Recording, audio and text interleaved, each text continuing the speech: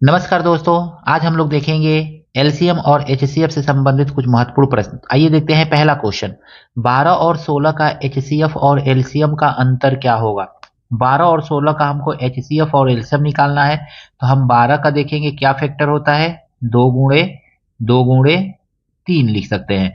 और 16 को अगर मैं देखेंगे लिखेंगे तो क्या लिखेंगे, 2 गुणे 2 दूनी 4 और 4 दूनी 8 और 8 दूनी 16।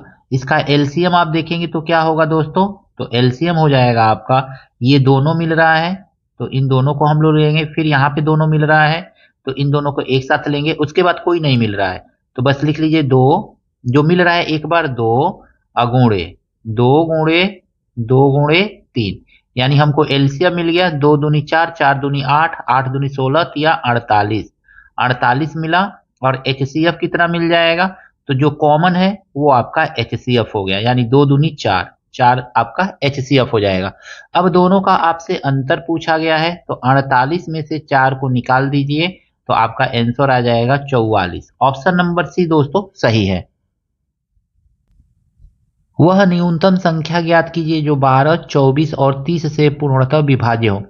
12 24 और 30 से पूर्णतः विभाज्य पूछ रहा है, यहाँ पे हमको एलसीएम निकालना पड़ेगा। एलसीएम, ठीक है, जब भी ऐसा क्वेश्चन पूछे आपको क्या निकालना है, जो दिया गया नंबर है उसका आपको एलसीएम निकालना है। 12 24 30 का एलसीएम निकालेंगे तो सबसे पहले हम देखेंगे ना, इसमें जो सबसे बड़ी संख्या है उसी को ले लेंगे 30।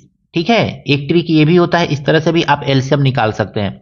एलसीएम निकालते समय इसमें जो सबसे बड़ी संख्या उसको ले लेंगे। अब देखेंगे 12 के टेबल में 30 आता है या 24 के टेबल में 30 आता है, तो दोनों के टेबल में 30 नहीं आएगा तो इसका अगला मल्टीपल लिखेंगे, 30 दूनी 60, इसमें भी नहीं आ रहा है। फिर इसका अगला मल्टीपल लिखेंगे, 30 तिहाई 90, इसमें भी नहीं आ रहा है। फिर इसका अगला मल्टीपल 3 चौको 12, यानी कि 120, यानी 120 जो है ये न्यूनतम संख्या है जो 12 24 और 30 से पूर्णतः विभाज्य हो जाएगा।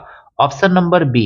इसी क्वेश्चन को अगर मैं दूसरे तरीके से लगाना हो दोस्तों तो आप ऐसे भी लगा सकते हैं, 12 है 24 है और आपका ये 30 है। ठीक है, अब देखेंगे 12 का टेबल पढ़ेंगे, 12 दूनी 24, यानी 30 सबसे बड़ी संख्या को तो लेना ही लेना है, लेकिन इन दोनों में देखेंगे तो 24 में 12 निहित है तो 12 को काट देंगे।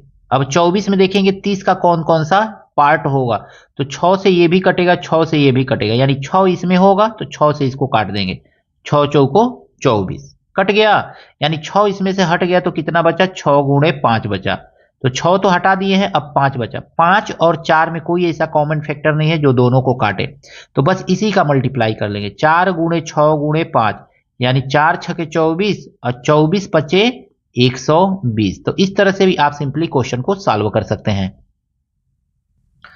दोस्तों कहा गया है दो संख्या के बीच का अनुपात 3 संबंधे 5 है। हम मान लेंगे ना कि पहली संख्या जो है 3x है और दूसरी संख्या जो है ना 5x है, ऐसे मान ले रहे हैं। तो पहली संख्या का अगर मैं फैक्टराइजेशन करेंगे तो 3 गुणे x आएगा और दूसरी संख्या का फैक्टराइजेशन करेंगे तो 5 गुणे x आएगा। अब हम जानते हैं एलसीएम होता क्या है, तो एलसीएम बराबर होता है दोस्तों, एलसीएम बराबर जो दोनों में कॉमन है उसको तो लिया ही जाता है, यानी x ले लेंगे, अगुणे जो कॉमन नहीं है उसका भी मल्टीप्लाई कर लेंगे, तो ऐसे मल्टीप्लाई कर लिए 3 गुणे 5। अब बराबर कह रहा है कि एलसीएम 135 है तो 135 लिख लेंगे यहाँ पे। अब 5 तिहाई 15, 15x बराबर आपको कितना मिल गया, तो 15x बराबर आपको 135 मिल गया। 15 से काटेंगे, 15 छके 90, 15 सत्ते 105, 15 अठे 120, 15 नवा 135, यानी दोस्तों यहाँ पे x का वैल्यू हमको मिल रहा है 9। अब देखेंगे ना, कह रहा है दोनों संख्या बताइए, तो ये क्या है 3x है ना, तो 3 गुणे 9 कर दीजिए, 3 गुणे 9 तो हमको कितना मिल गया, 27 मिल गया। एक संख्या 27, दूसरी संख्या है ना 5x है ना, तो 5 गुणे 9 कर दीजिए, तो 5 नवा 45, यानी एक संख्या 27 और दूसरी संख्या 45। Option number B. क्वेश्चन है दो संख्या का गुणनफल 45 है, यदि एलसीएम 15 है तो एचसीएफ होगा 3 होगा 5 होगा 15 होगा 9 होगा। कमेंट करके बताइएगा दोस्तों कि इसका आंसर क्या होगा। अगला क्वेश्चन है 3/7 और 21/55 का एलसीएम ज्ञात कीजिए। यहां पे दिया गया है ना 3 21/7 और 21/55 का आपको क्या निकालना है? एलसीएम। ऊपर वाले का दोस्तों जब भी एलसीएम पूछे तो ऊपर वाले का एलसीएम और नीचे वाले का एचसीएफ निकाला जाता है। तो हम देखेंगे यहाँ पे 3 और 21 का एलसीएम निकालने के लिए बड़ी वाली संख्या लेंगे। 3 से 21 में भाग अगर में चला जाएगा तो यही संख्या जो होगा एलसीएम हो जाएगा। तो 3 से 21 में भाग चला जाएगा तो एलसीएम हो गया आपका कितना? एलसीएम हो गया 21। अब हमको देखना है कि एचसीएफ कितना होगा। तो एचसीएफ 7 और 55 में एचसीएफ निकालने के लिए हमको छोटी वाली संख्या लेनी रहती है। तो 55, 7 से 55 भाग जाएगा, छोटी वाली संख्या लिए और इससे 55 में भाग देंगे। भाग नहीं जा रहा है तो 7 को फैक्टराइज करेंगे। तो 7 का क्या क्या फैक्टराइज हो सकता है? 1 हो सकता है और 7 हो सकता है। 7 से तो भाग जा नहीं रहा है, 1 से 55 में भाग चला जाएगा, यानी 1 से 7 भी कटेगा, 1 से 55 भी कटेगा, यानी एचसीएफ हो जाएगा आपका 1। ठीक है, तो 21/1 एलसीएम हुआ, यानी कि 21 आंसर हो जाएगा, ऑप्शन नंबर बी। अगला प्रश्न है 5/4, 7/12, 9/20 का एचसीएफ है। हम देखेंगे 5/4, 7/12, 9/20 ऐसे दिया हुआ है। हम इसमें देखेंगे ना तो ऊपर वाले का तो एचसीएफ पूछ रहा है तो हमको एचसीएफ निकालना पड़ेगा, एचसीएफ, और नीचे वाले का हमको क्या निकालना पड़ेगा? नीचे वाले का एलसीएम, तब जाके हमारा एचसीएफ निकल जाएगा ये फ्रैक्शन वाले नंबर का। अब देखेंगे ना 5, 9, 7 का एचसीएफ निकालना है तो 5, 7 और 9 का एचसीएफ क्या होगा दोस्तों? एचसीएफ ध्यान से समझिएगा, एचसीएफ निकालते समय ना हमको छोटा वाला अंक लेना रहता है। और छोटा वाला अंक लेकर के देखेंगे क्या इस जो आगे नंबर है वो 5 के टेबल में सब आ रहा है? नहीं आ रहा है। नहीं आ रहा है तो इसको फैक्टराइज कर लेंगे। क्या क्या फैक्टर होगा? 1 होगा और 5 होगा। 5 से तो नहीं कट रहा है तो 1 से कटेगा सब, 1 से 5 भी कटेगा, 1 से 7 भी कटेगा, 1 से 9 भी कटेगा, तो यानी कि एचसीएफ हमको मिल गया 9। अब आइए समझते हैं एलसीएम। इस 4, 12, 20 का एलसीएम निकालना है, एलसीएफ लिख दिया सॉरी, एलसीएम निकालना है तो हम लिखेंगे 4, 12, 20। अब सबसे बड़ी संख्या एलसीएम निकालते समय ना याद रखिए सबसे बड़ी संख्या को लिया जाता है, एलसीएम है ये, सॉरी एलसीएम। तो एलसीएम निकालते समय सबसे बड़ी संख्या, एचसीएफ निकालते समय छोटी, एलसीएम निकालते समय बड़ी संख्या लेंगे।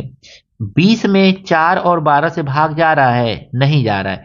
4 से तो चला जा रहा है लेकिन 12 से नहीं जा रहा है। तो 12 में देखेंगे कौन सा ऐसा नंबर है जो 20 में आ जाएगा, तो 4 तिहाई 12, 4 आ जाएगा, तो 4 निकाल दीजिए तो बचा 30 और इस 3 से 20 में मल्टीप्लाई कर दीजिए आपको मिलेगा 60, यानी कि एचसीएफ आ गया 9 और एलसीएम इसका आ गया, सॉरी एचसीएफ इसका कितना आया था? 1 ना आया था, 1, और एलसीएम आ गया आपका 60, तो ये लिख देंगे हम यहाँ पे 60।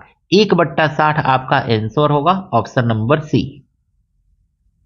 15 मीटर एवं 27 मीटर लंबी 2 रस्सी समान लंबाई में काटी जानी है, प्रत्येक टुकड़े की लंबाई है। इसका हम लोग क्या करेंगे? 15 और 27 का हमको क्या निकालना पड़ेगा? एचसीएफ निकालना पड़ेगा। जब भी ऐसा क्वेश्चन दे तो आपको इस तरह के प्रश्न में एचसीएफ निकालना रहता है। हम जानते हैं एचसीएफ निकालने के लिए छोटी वाली संख्या ली जाती है। अगर मैं छोटी वाली संख्या जो लिए हैं उससे इसमें भाग चला गया दी गई संख्याओं में तो वही आपका आंसर हो जाएगा, लेकिन 15 से तो 27 में भाग नहीं जाएगा, तो 15 को हम क्या करेंगे ना? फैक्टराइज करेंगे। तो 15 को हम फैक्टराइज करेंगे, 1 होगा, 3 होगा, 5 होगा, यानी 1, 3, 5 इसके फैक्टर होंगे। 5 के टेबल से तो 27 कटेगा नहीं, हटा दीजिए इसको। छोटा, इससे छोटा देखिए, 3 के टेबल से देखिए सबसे बड़ा देखा जाता है उससे कट रहा है कि नहीं, यानी कि जो नंबर लिए है छोटा वाला उसका जो सबसे बड़ा फैक्टर होगा उससे पहले चेक करेंगे, उससे नहीं कट रहा है तो फिर हम क्या करेंगे? छोटे वाले नंबर यानी 3 से चेक करेंगे, उसके बाद वाले 3 से। तो 3 के टेबल से 27 पूरी तरह से कट जा रहा है, 3 के टेबल से 15 भी पूरी तरह से कट जा रहा है, तो यही 3 आपका आंसर हो जाएगा। यानी एचसीएफ कितना आ गया? 3 आ गया, यानी प्रत्येक टुकड़े की लंबाई कितनी होगी? 3 मीटर होगी, ऑप्शन नंबर बी। एक प्रश्न है कि 12 मीटर और 16 मीटर लंबी 2 रस्सी समान लंबाई के टुकड़ों में काटी जानी है, प्रत्येक टुकड़े की अधिकतम लंबाई है 3 metre, 4 metre, 5 metre, 7 metre. Same ऊपर वाला क्वेश्चन है, कमेंट करके जरूर बताइएगा कि इसका आंसर क्या होगा। वीडियो कैसा लगा कमेंट करके जरूर बताइएगा। वीडियो अच्छा लगा है दोस्तों के साथ शेयर कीजिएगा, लाइक कीजिएगा। चैनल पर दोस्तों नए हैं तो चैनल को भी आपसे हाथ जोड़ करके निवेदन है, सब्सक्राइब जरूर कीजिएगा। मिलते हैं नेक्स्ट वीडियो में नए प्रश्नों के साथ। Thank you, best of luck.